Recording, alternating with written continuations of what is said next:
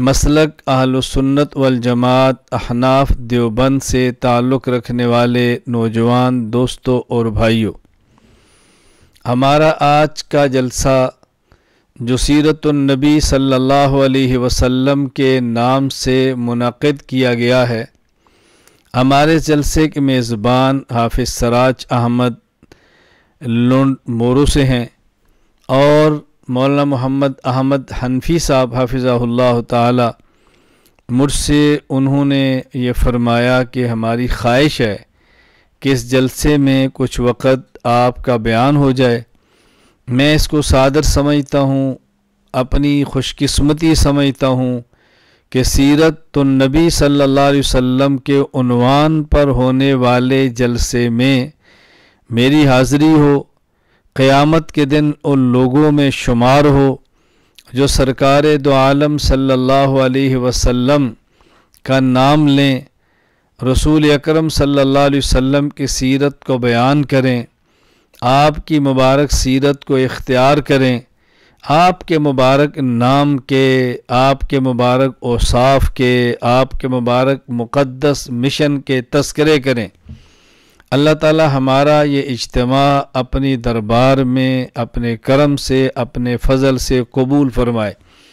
میں آپ کی خدمت میں گزارش کرنا چاہتا ہوں، یہ بات اچھی طرح ذہن نشین فرما لیں کہ رسول اللہ صلی اللہ علیہ وسلم کی سیرت کو منانا اہم نہیں، جس قدر آپ کی سیرت کو اپنانا اہم ہے۔ سیرت پہ بولنا اور سننا اہم نہیں، سیرت کو اختیار کرنا اہم ہے۔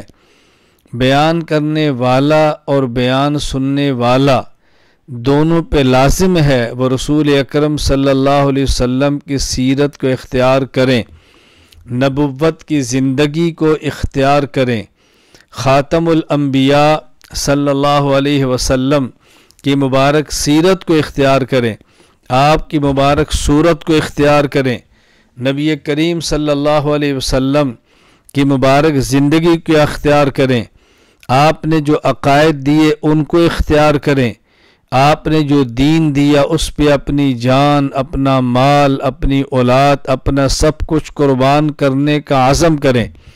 یہ اہم ترین چیز ہے۔ رسول اکرم صلی اللہ علیہ وسلم کی تعلیمات کو پڑھیں، رسول اللہ صلی اللہ علیہ وسلم کی تعلیمات کو سمجھیں، رسول اللہ صلی اللہ علیہ وسلم کی تعلیمات پر عمل کریں، رسول اللہ صلی اللہ علیہ وسلم کی تعلیمات کو عام کریں۔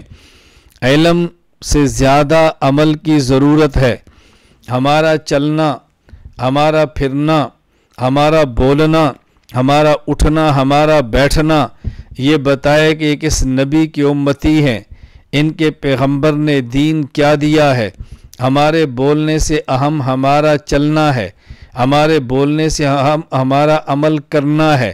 اصل بات یہ ہے ہمیں رسول اکرم صلی اللہ علیہ وسلم کے دیے ہوئے امامے پہ فخر ہو، ہمیں پیغمبر کی دی ہوئی داڑھی پہ فخر ہو، ہمیں پیغمبر پاک کے دیے ہوئے لباس پہ فخر ہو، ہمیں رسول اللہ صلی اللہ علیہ وسلم کی دی ہوئی اذان پہ فخر ہو، نبی کی دی ہوئی نماز پہ فخر ہو، نبی کے دیے ہوئے قرآن پہ فخر ہو، نبی کی دی ہوئی جماعت اصحاب پہ فخر ہو، رسول اللہ صلی اللہ علیہ وسلم کی سنت مبارک پہ فخر ہو، اور پیغمبر کی سنت کو یوں اختیار کریں جس طرح نبی کریم صلی اللہ علیہ وسلم کے رازدان جن کا لقب صاحب سر رسول اللہ صلی اللہ علیہ وسلم تھا، حذیفہ بن یمان رضی اللہ تعالی عنہ، میدان جنگ میں ہیں، مذاکرات کا میز سجا ہے، وہاں مذاکرات کے لیے بیٹھے ہیں، مد مقابل ایک جرنیل کافر ہے، دسترخوان پہ بیٹھے کھانا کھا رہے ہیں،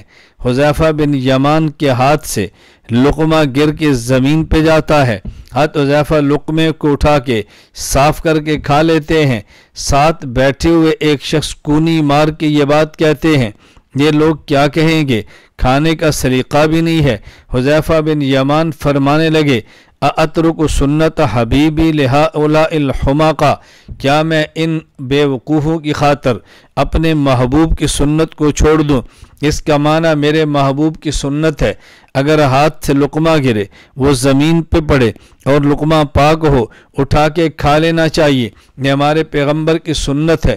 ہم نے کھانا کھایا، کھانے کے بعد اپنے ہاتھ کو دیکھیں، انگلیاں اپنے منہ میں لے کے چاٹ لیں، یہ میرے پیغمبر کی سنت ہے۔ ہم نے کھانا کھایا ہے، کھانے میں پلیٹ کو دیکھیں، اس پلیٹ کو انگلی سے صاف کر لیں، یہ میرے محبوب کی سنت ہے۔ الجھن میں کبھی مبتلا نہیں ہونا چاہیے۔ ہاتھ سے کھانا ہمارے پیغمبر پاک کی سنت ہے، اس میں آدمی کو فخر محسوس کرنا چاہیے۔ رسول اللہ صلی اللہ علیہ وسلم کا لباس، ہمیں اس پہ فخر محسوس کرنا چاہیے۔ ہمیں اپنے پیغمبر کے ساتھ عملی محبت کا ثبوت دینا چاہیے۔ قیامت تک نبی کی سنت رہے گی، نبی کا دین رہے گا، اس دین کو اپنانے والے رہیں گے، ہمارا شمار انہی میں ہونا چاہیے۔ ایسے بدبخت بھی ہوں گے جن کے عقائد ٹھیک نہیں ہوں گے، کوئی اہل بدعت ہوں گے، کوئی اہل ضلالت، اہل الہاد ہوں گے۔ ہم دیوبند والے الہاد والے بھی نہیں ہیں، ہم دیوبند والے بدعات والے بھی نہیں ہیں، ہم دیوبند والے سنت والجماعت والے ہیں۔ ہم پیغمبر پاک کی اہل السنت والجماعت مبارک جماعت سے تعلق رکھتے ہیں، اور یہاں اس بات کو اچھی طرح سمجھ لیں، ہم دیوبند والے خود کو اہل السنت والجماعت کہتے ہیں، اہل بدعت خود کو اہل السنت والجماعت کہتے ہیں۔ ایک شخص مجھ سے یہ بات پوچھتا ہے کہ یہ بتائیے اہل السنت والجماعت ہم ہیں، اہل السنت والجماعت وہ ہیں، دونوں میں فرق کیا ہے؟ آپ دیوبند کی مساجد کو دیکھ لیجئے، اہل السنت والجماعت لکھا ہوگا، اہل بدعت کی مساجد کو دیکھیے، اہل السنت والجماعت لکھا ہوگا۔ دیوبند علماء کو سنیے، اہل السنت والجماعت کہیں گے، اہل بدعت کو دیکھیے، اہل السنت والجماعت کہیں گے۔ تاجی دونوں میں فرق کیا ہے؟ میں نے کہا جس نے کلمے کو پڑھا ہے اور کلمے کو سمجھا ہے وہ فرق بھی سمجھ سکتا ہے، کیونکہ ہمارے پیغمبر پاک کا دیا ہوا کلمہ ہے لا الہ الا اللہ محمد الرسول اللہ صلی اللہ علیہ وسلم۔ کلمے کا پہلا جز لا الہ الا اللہ ہے، اس میں لفظ الہ 2 مرتبہ آیا ہے، ایک لا کے بعد آیا ہے، ایک اللہ کے بعد آیا ہے، لیکن دونوں میں فرق کیا ہے؟ لا کے بعد آنے والا الہ اس پر الف لام نہیں ہے، اللہ کے بعد آنے والا الہ اس پہ الف لام ہے، تبھی تو اس کو الا اللہ کہتے ہیں۔ جب الہ ہو اوپر الف لام آئے تو اللہ بنتا ہے، الف لام نہ ہو تو صرف الہ بنتا ہے۔ یہ دونوں الہ میں فرق کیا ہے؟ جب لا کے بعد الہ ہے جس پر الف لام نہیں ہے، اس سے مراد خاص خدا نہیں ہے، تمام معبودان باطلہ ہیں۔ اور جب اللہ کے بعد الہ آیا جس پر الف لام داخل ہوا تو اللہ کہا، اس سے مراد خاص الہ ہے۔ اس کا مطلب یہ ہے کہ جب الہ پر الف لام آ جائے تو مراد خاص الہ خدا ہوتا ہے، الف لام کو ہٹا دیا جائے تو پھر عام الہ معبود باطل بھی اس میں شامل ہوتے ہیں۔ بالکل اسی طرح اہل سنت و جماعت کو سمجھیے، اگر الف لام ہوگا والجماعت اس سے مراد خاص جماعت ہے، اگر وجماعت ہو الف لام نہ ہو اس سے مراد عام جماعت ہے۔ دونوں میں فرق کیا ہے؟ ہم دیوبند والے اہل سنت والجماعت ہیں، یعنی سنت پر الف لام ہے، اس سے مراد عام طریقہ نہیں، طریقہ رسول ہے صلی اللہ علیہ وسلم، بل جماعت سے مراد عام جماعت نہیں بلکہ پیغمبر ہی کی جماعت صحابہ مراد ہے رضی اللہ عنہم اجمعین، جس کا مطلب یہ ہے ہم نبی کی سنت کو لیتے ہیں لیکن ہر کسی سے نہیں بلکہ خاص جماعت صحابہ سے لیتے ہیں۔ تو جن نے پیغمبر کی سنت خاص جماعت صحابہ سے سمجھنی اور لینی تھی وہ والجماعت کہتے ہیں، اور جن نے بعد میں کسی بدعتی کے عمل کو لے کر اس کو سنت بنا لینا تھا وہ اہل سنت و جماعت کہتے ہیں۔ اس لیے ہم دیوبند والوں کا نظریہ وہی ہے جو ہمارے پیغمبر پاک صلی اللہ علیہ وسلم نے فرمایا اور سمجھایا۔ آپ عبداللہ بن عمر رضی اللہ عنہ فرماتے ہیں رسول اللہ صلی اللہ علیہ وسلم نے فرمایا ستفترق امتی علی 73، اللہ کے نبی سمجھا رہے ہیں لیاتین علی بنی اسرائیل حسب النال بن نال، میری امت بنی اسرائیل نقش قدم پہ چلے گی، حتی ان کان منہم من اتا امہ علانیہ لیاتین فی امتی من یصنع ذالک، حتی کہ اگر بنی اسرائیل میں کوئی بدبخت تھا جس نے اپنی ماں سے منہ کالا کیا میری امت میں ایسے بدبخت آئیں گے جو اپنی ماں سے منہ کالا کریں گے۔ وَإِنَّ بَنِي إِسْرَائِيلَ تَفَرَّقَتْ عَلَى 72 مِلَّةٍ وَتَفْتَرِقُ أُمَّتِي عَلَى 73 مِلَّةٍ۔ بنی اسرائیل میں 72 فرقے بنے، میری امت میں 73 فرقے بنیں گے۔ کلہم فی النار الا ملۃ واحدہ، سب جہنم میں جائیں گے، صرف ایک جنت میں جائے گا۔ قیل من ہی یا رسول اللہ، پوچھا گیا وہ جنت میں جانے والا فرقہ کون سا ہوگا؟ فرمایا ما انا علیہ و اصحابی، ما انا علیہ و اصحابی، جنت میں جانے والا فرقہ وہ ہوگا جو میرے اور میرے صحابہ کے دین پر ہوگا، جو دین حدیث تو مجھ سے لے گا اور اس کی شرح میرے صحابہ سے لے گا۔ ما انا علیہ و اصحابی یعنی پیغمبر کی سنت ہوگی، لے گا پیغمبر کی جماعت صحابہ سے، اس لیے ہم اہل سنت و جماعت نہیں، اہل سنت والجماعت کہتے ہیں۔ یہاں بات اور بھی سمجھ لیجیے، پیغمبر پاک نے جس فرقہ کو فرقہ ناجیہ فرمایا، نجات پانے والا، فرقہ ہادیہ فرمایا، ہدایت پانے والا، وہ فرقہ کون سا ہے؟ ما انا علیہ و اصحابی، جو حدیث پیغمبر سے لیتا ہے، مانا پیغمبر کے صحابی سے لیتا ہے۔ یہ میں بات اس لیے کہہ رہا ہوں، ہمارے ہاں ایک معاملہ اور بھی ہے، ایک فتنہ اور بھی ہے، ایک فرقہ اور بھی ہے۔ وہ کون سا؟ ہر بات میں کہیں گے ہم تو پیغمبر کی حدیث پہ عمل کرتے ہیں، ہم تو نبی کی حدیث کو لیتے ہیں۔ بھائی دیوبند والوں سے پوچھو تو ہم بھی تو یہی بات کہتے ہیں، ہم نبی کی حدیث کی بات کرتے ہیں۔ بس اوقات لوگ پھر الجھن کے اندر مبتلا ہوتے ہیں۔ بھائی آپ یہ بتائیں ان میں اور آپ میں اختلاف کیا ہے؟ میں کہتا ہوں پہلے ان سے پوچھ لیجئے، پھر ہم سے پوچھئے۔ کیا جی ان سے پوچھا ہے؟ میں نے کہا وہ کیا کہتے ہیں؟ کیا جی ان سے پوچھا تو وہ کہتے ہیں اگر تم نے بات ماننی ہے حضرت محمد نبی کی ہمارے پاس آؤ، اگر بات ماننی ہے امام ابو حنیفہ کی تو ان کے پاس جاؤ، اگر تم ہمارے پاس آؤ گے تمہیں حدیث ملے گی، ان کے پاس جاؤ گے تمہیں فقہ ملے گی، وہ تو یہ بات کہتے ہیں۔ میں نے کہا نہیں، جھوٹ بولتے ہیں۔ کیا جی آپ کیا کہتے ہیں؟ میں نے کہا ہم کہتے ہیں ان کے پاس جاؤ وہاں بھی حدیث ہے، ہمارے پاس آؤ یہاں بھی حدیث ہے، کوئی جی دونوں میں فرق کیا ہے؟ میں نے کہا دونوں میں فرق یہ ہے مسئلہ حدیث کا نہیں ہے، مسئلہ حدیث کو سمجھنے کا ہے۔ میں ایک مثال دوں گا تو بات سمجھ آئے گی۔ مجھے ایک شخص کہنے لگا آپ امام کے پیچھے فاتحہ پڑھتے ہیں؟ میں نے کہا نہیں پڑھتے۔ کوئی جی دلیل کیا ہے؟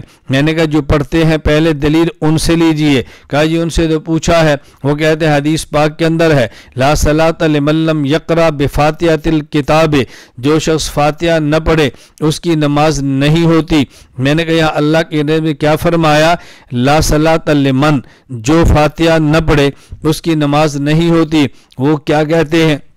کہا جی وہ تو اس حدیث کو یوں سمجھاتے ہیں لا صلاۃ لمن لم یقرأ بفاتحۃ الکتاب، نہیں فاتحہ اس شخص کی جو نہیں نماز اس شخص کی جو فاتحہ نہ پڑھے، امام کے بھی جو فاتحہ نہ پڑھے، خواہ وہ امام ہو، خواہ وہ مقتدی ہو، خواہ وہ اکیلا ہو۔ میں نے کہا انہوں نے جو من کا معنی کیا ہے جو اتنا لمبا، یہ معنی کس نے کیا ہے؟ خواہ امام، خواہ مقتدی، خواہ اکیلا، یہ خواہ والا معنی کس نے کیا ہے؟ مجھے بتاؤ حدیث کس کی ہے؟ کہا جی نبی پاک کی۔ تو میں نے کہا سمجھ لیتے ہیں، نبی پاک کے صحابی سے رضی اللہ تعالیٰ عنہ حضرت جابر پیغمبر کے صحابی ہیں، وہ اس حدیث کا معنی بیان فرماتے ہیں لا صلاۃ لمن لم یقرأ بفاتحۃ الکتاب ان ھذا اذا کان وحدہ، جو شخص فاتحہ نہ پڑھے اس کی نماز نہیں ہوتی۔ یہ حدیث اکیلے آدمی کے لیے ہے، اس کا مطلب کیا؟ مقتدی کے لیے نہیں، یہ اکیلے کے لیے ہے۔ آدمی تنہا نماز پڑھ رہا ہو اور فاتحہ نہ پڑھے اس کی نماز نہیں ہوتی۔ جہاں تک تعلق امام کا ہے اس کے لیے دوسری حدیث موجود، مقتدی کا ہے وہاں دوسری حدیث موجود ہے من کان لہ امام فقراءۃ الامام لہ قراءہ، کہ جس شخص کا امام موجود ہے امام کا قرآن پڑھ لینا، یہ مقتدی کا قرآن پڑھ لینا ہے۔ امام نے پڑھا تو مقتدی نے بھی پڑھ لیا، تو مقتدی کی فاتحہ ہوگی جب امام نے پڑھ لی ہے تو پیغمبر پاک کی حدیث لا صلاۃ لمن لم یقرأ بفاتحۃ الکتاب، اگر اس کا معنی صحابی سے لیں تو پھر امام کے پیچھے فاتحہ نہیں ہے، اگر اس کا معنی وہابی سے لیں تو پھر امام کے پیچھے فاتحہ موجود ہے۔ تو بھئی حدیث کی بات وہ بھی کرتے ہیں، حدیث کی بات ہم بھی کرتے ہیں، فرق یہ ہے ہم کہتے ہیں حدیث کا لفظ آپ نے صحابی سے لیا ہے تو حدیث کا معنی بھی صحابی سے لو، وہ کہتے ہیں حدیث کا لفظ صحابی سے لیا ہے معنی وہابی سے لیں گے، حدیث کا لفظ صحابی سے لے کے معنی صحابی سے لیں تو مسلک ہمارا بن جاتا ہے، حدیث کا لفظ صحابی سے لے کے معنی وہابی سے لیں تو مسلک ان کا بن جاتا ہے۔ تو ہم اہل سنت والجماعت ہیں، اس لیے ہم پیغمبر پاک کی سنت کو لیتے ہیں تو پیغمبر پاک کے صحابہ سے لیتے ہیں۔ یہ سیرت کا جلسہ ہے، علماء کرام بیان فرمائیں گے، آپ بیان کو سنیں گے، اللہ تعالیٰ مجھے اور آپ سب کو عمل کرنے کی توفیق عطا فرمائے۔ میں نے مختصر سی آپ کے جلسے میں حاضری لگوائی ہے، حافظ سراج احمد صاحب کی دعوت پہ، مولانا محمد احمد صاحب کے فرمانے پہ۔ جتنے علماء کرام یہاں موجود ہیں، میں علماء کرام کی قدر کرتا ہوں، عزت کرتا ہوں، محبت کی نگاہ سے دیکھتا ہوں، اور آپ سب سے گزارش کروں گا کہ سیرت کے جلسے سے سبق لے کر جاؤ۔ ہم انشاءاللہ پیغمبر کی صورت اپنائیں گے، پیغمبر کی سیرت اپنائیں گے، اپنے سر پہ عمامے اور ٹوپی کا اہتمام کریں گے، اپنے چہرے پہ داڑھی کو رکھیں گے، اپنی اولاد کو مدارس میں داخل کرائیں گے، علماء سے محبت کریں گے، علماء سے جڑ کے رہیں گے، میدان علم کا ہو تب بھی علماء کے ساتھ ہیں، میدان تبلیغ کا ہو تب بھی علماء کے ساتھ ہیں، میدان خانقاہ ہو تب بھی علماء کے ساتھ ہیں، میدان سیاست کا ہو تب بھی علماء کے ساتھ ہیں۔ ہمارا مرنا اور جینا علماء کے ساتھ ہے، اٹھنا اور بیٹھنا علماء کے ساتھ ہے، سونا اور جاگنا علماء کے ساتھ ہے، اس لیے کہ یہ علماء پیغمبر کے وارث ہیں۔ رسول اکرم صلی اللہ علیہ وسلم نے فرمایا ان العلماء ورثۃ الانبیاء، علماء ہی صحیح معنوں میں پیغمبر کے وارث ہیں۔ اگر پیغمبر کی وراثت ملے گی تو علماء سے ملے گی، دین ملے گا تو علماء سے ملے گا، دین کے سارے شعبے ملیں گے تو علماء سے ملیں گے، اس لیے علماء کے ساتھ جڑ کے رہنا ہے، علماء سے تعلق مضبوط رکھنا ہے۔ اللہ مجھے بھی اور آپ سب کو بھی سنت کے مطابق زندگی گزارنے کی توفیق عطا فرمائے۔ وآخر دعوانا ان الحمد للہ رب العالمین۔ السلام علیکم ورحمۃ اللہ وبرکاتہ۔